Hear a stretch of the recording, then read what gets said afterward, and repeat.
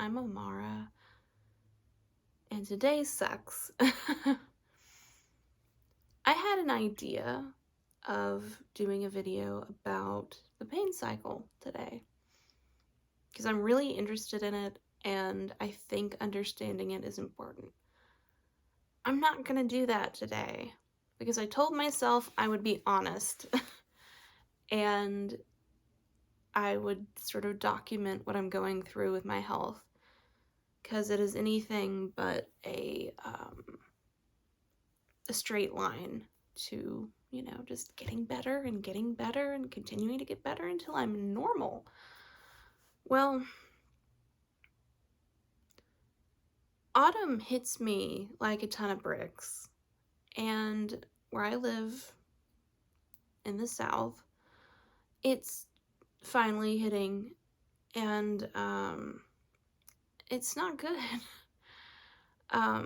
For me, autumn hits harder than when winter sets in. It's still difficult, like with the first time that it gets really cold, really cold in the South. I understand there are people, in Canada or whatever, and our South is absolutely nothing. But for me, from my experience, when it's cold, for what my body is used to, the first time it gets really cold, I do get knocked down, but autumn hits me harder than winter for some reason. And I think it's because of the barometric pressure increase. So this isn't just going to be me completely complaining. I'm going to have some facts here and there. So usually for me, in autumn, there will be the first time that it really, like, it starts getting nippy. It's going to rain for a couple weeks on and off. Especially when those two things intermingle, I expect to probably not have a good time. Not to say that I go into it with a bad attitude, just more having expectations that are tempered by my previous experience. If I do better than expected, that's awesome. But I'm not going to plan to do a ton of stuff because I know I'm probably not going to be at my best. And I'm never sure when it's gonna hit. Some years it's, even late September. Sometimes it doesn't hit until November, but it's hitting now. Now is when it hits for me this year. The weekend was difficult. Monday was better. The weather system that had been in the area was moving on, so I had like a window there where I was feeling better. But then it just hit again.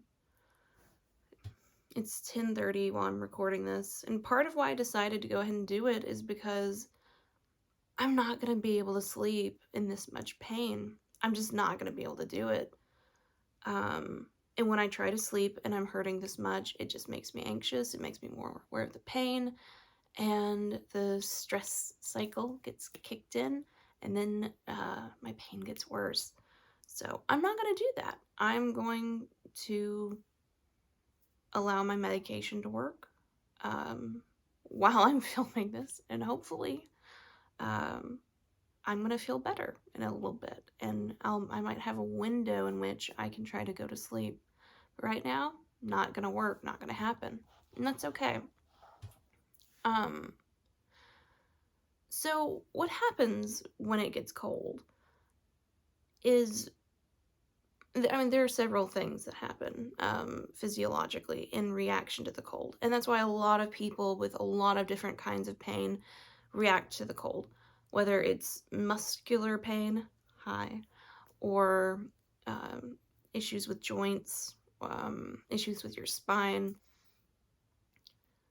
It's all interconnected. It's all impacted similarly.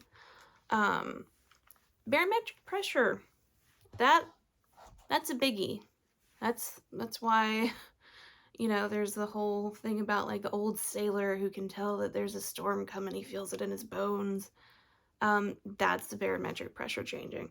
There is an increase in barometric pressure, and that can lead to having increased sensitivity and discomfort, especially with any pain that has to do with um, overactive nerve activity and your brain interpreting that as pain. That's going to get amplified. Um, we kind of our circulatory system works slightly differently in the cold. Blood gets pressed from the extremities because there's going to be a lot of ums in this because I'm very foggy. The fogginess and the fatigue go along with the whole autumn thing. So this is just autumn. Anyway, there's constriction in blood vessels, blood flow changes, and having suppressed blood flow can cause or make pain worse. It's to help keep our organs warm and prevent us from being damaged by the cold.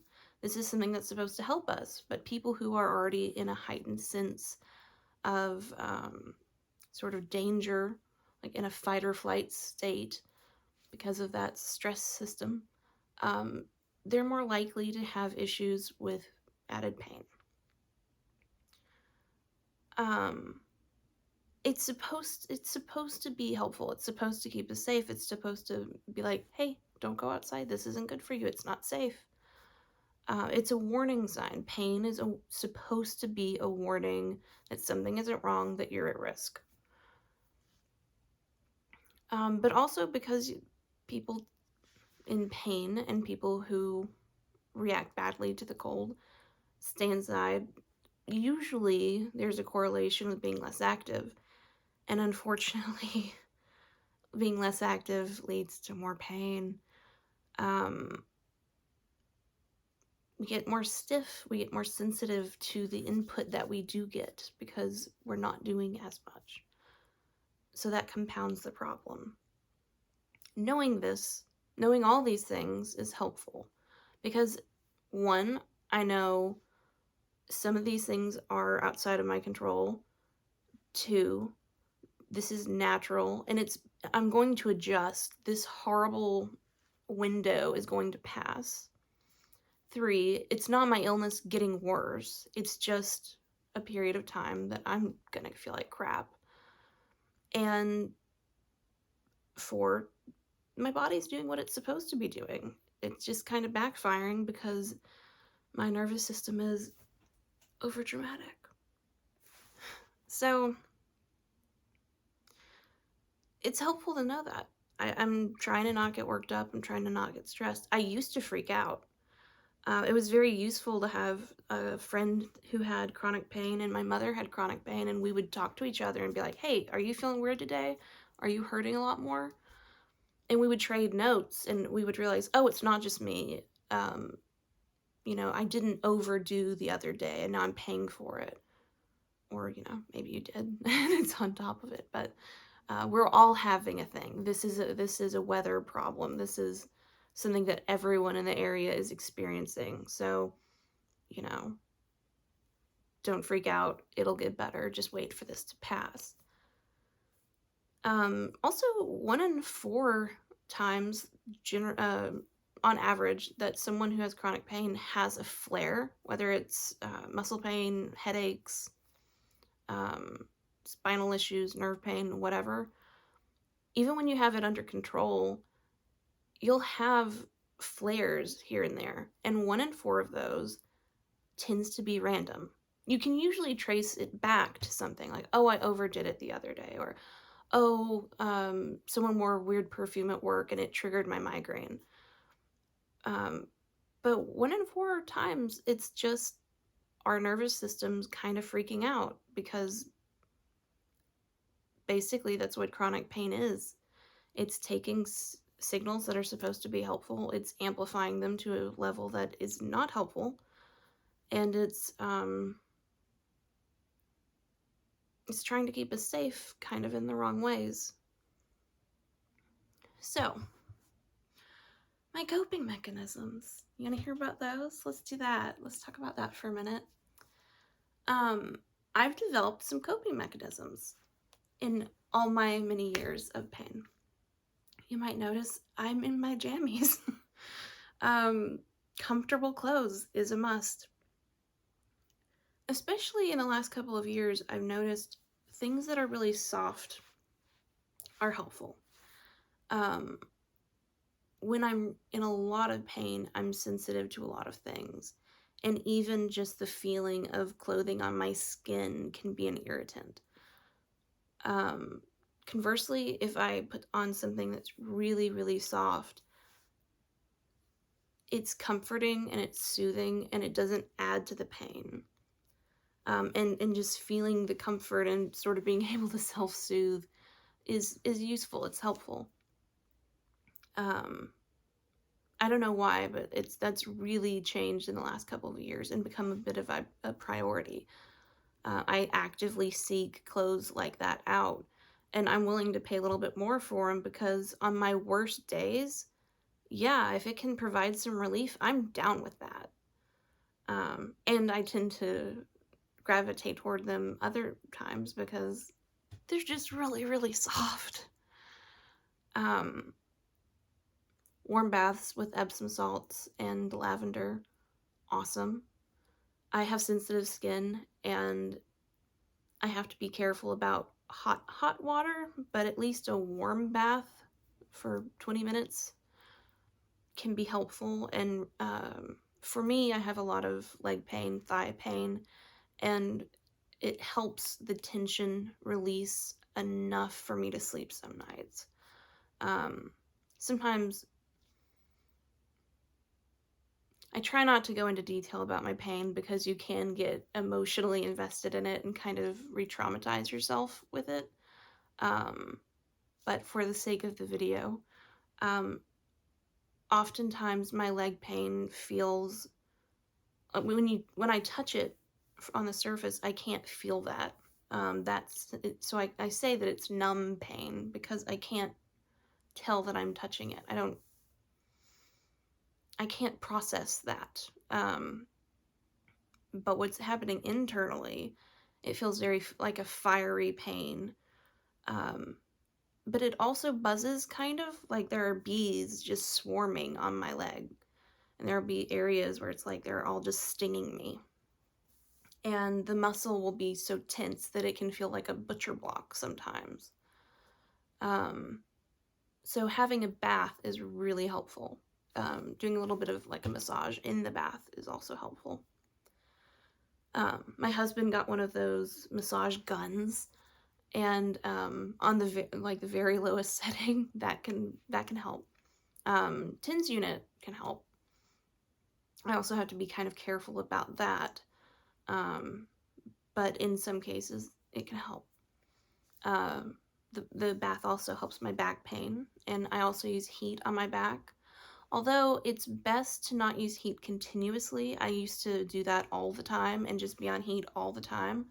But having it on for about 15 to 20 minutes and then having it off for about 40 and then putting it back on is useful, unless you're not getting relief. I'm one of those people that can't do ice. I clench up. I tend to have tense muscles, and the ice makes it worse. But for a lot of people, ice is way more effective than heat. And if that's you, you do you. Go find your bliss, or, less pain, go for it. But for me, heat all the way. Just in 20-minute segments. I also, I'm a comfort food person. I'm watching my weight, so I have to do it in moderation. But when I'm feeling bad, I will go for soups. I will go for like oatmeal. A lot of Italian. My husband can attest. It it activates your brain. You know, you get some happy hormones going on. Your brain appreciates it. It's a distraction also from the horrible pain that I'm feeling. It's an appreciation of something in life. Um, a lot of times I'm in too much pain to focus and be able to read, which is a hobby that I really enjoy most of the time. So I'll put on old TV shows that I love and rewatch because I might be too foggy to take in new storylines for TV shows that I'm interested in. And I don't want to then be like, wait, what did I watch? I remember when I was really ill, when I was about 15 through 19, my brother would visit through college on the weekends and we would watch TV. And the next day, he would have to replay about half of what we had watched the day before because I couldn't remember it. It was like I wasn't there. I was that foggy. So to not kind of have half hazy memories and spoilers of things that I legitimately watch but do not remember, I go for TV shows that I've watched before. And it's comforting because I love the characters and I get to revisit them and their stories. It's kind of like visiting with a friend. Um, Speaking of friends, I usually actually kind of curl up into a little ball and don't talk to anyone when I'm hurting. This is something I'm trying to overcome, but I don't know how well that's working. Um, I kind of just try to hang in there until I'm doing better, and then I let people know, hey, this is why I was quiet. But I think letting people know, hey, I'm not doing well right now. If you don't hear from me for a little bit, this is why. Um, is better, partially because they won't feel like I've frozen them out, and I'm I'm going to get messages of affirmation. They're going to say, I'm sorry that this is happening. Is there anything that I can do? And that does impact the brain. You realize, hey, this person cares. You are not as alone and isolated as you were and as you think you are. People care. Um, so that's something that I'm working on. Not doing great at, but I'm trying. It's a hard habit to break. And, you know, now that I have my husband, I'll tell him I am not good today. And, you know, he'll ask what's wrong. He'll ask what my data is. If I tell him my data, sometimes he'll be like, oh, that's elevated. I'm like, yeah. Because after being ill for so long, I have a pretty good mask. My pain is about double what it has been in my prior videos. And I seem okay. But it's because I have distraction and I have like 19 years worth of experience. And I can do that. I can compartmentalize to a degree. But it's bad enough that I can't sleep. And that's a problem. That's a level at which, when I was taking opiates, that's when you take breakthrough medication.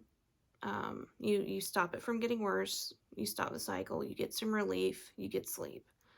Because if you don't sleep, your pain tolerance goes down, your pain threshold goes down, your pain goes up, and then when you try to sleep the next night, either you sleep because you're exhausted, or the pain is so much worse that you don't sleep yet again, and the cycle continues. I've done this for 4 nights in a row, and I start getting not just really crabby, but it's like my entire personality changes a little bit. Everything is off because the pain just becomes the only thing that there is. So stopping it from getting there is really important. But I'm on day 1. So there's no need to worry about that yet. Because it's weather. I'm going to adjust to it, or it's going to get better. This week should have some sun. So I'm thinking and I'm hoping that it's going to improve. Um, Another thing I do is I utilize smell. I have cozy scents that I like. I'm really fond of vanilla. It doesn't trigger my headaches, and it smells warm, if that makes sense. It smells like velvet, like something soft. So I utilize that as well. Also, when trying to sleep, I wear long shirts or sleep dresses because my shirt will ride up, my back will get cold, and then everything, like my body temperature regulation, will get completely off. I'll get really hot, and then I'll be really cold, and then I have to like get undressed and change into completely different pajamas and be cold from it being new clothes everywhere, and then get back into bed and get warm again. So that's one of my issues, temperature regulation. So not letting that happen is important. It's also why even in the summer I sleep with socks. I need socks. I can't sleep without them. For me it's terrible. So yeah, being cognizant of that is helpful. Trying to think if there's anything else I need to add.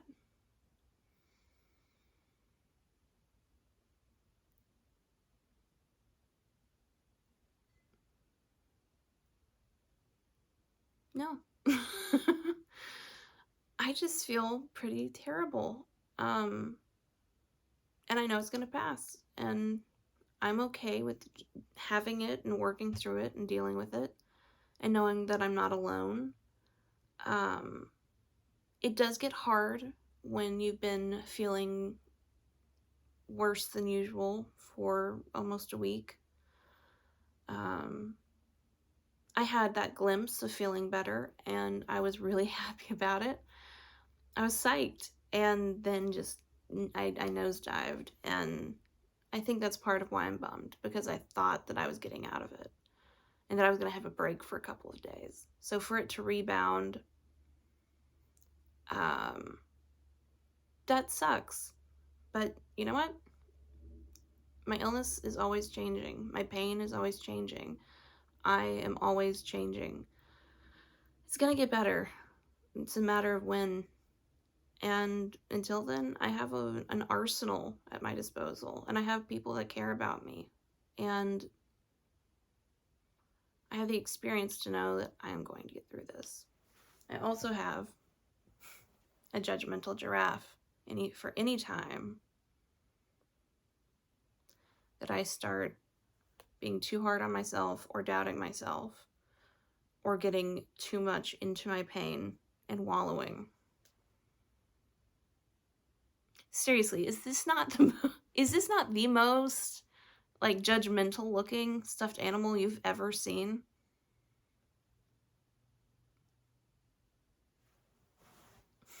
So he's there to keep me accountable. It's important, and humor is important, even if it involves making fun of your beloved stuffed animals. So I'm gonna go curl up and watch something that I've seen like 8 times. And hopefully I'm gonna be able to get to bed. But we'll see. And I'll be doing better. And eventually I'm gonna make that video about the stress cycle. There is no stopping it. It is inevitable. It will happen. So get ready. And with that, I hope that you are having a better pain day. I hope that it's manageable and that you have the highest quality of life that is possible for you right now. And I hope that you have a great day or night wherever you are.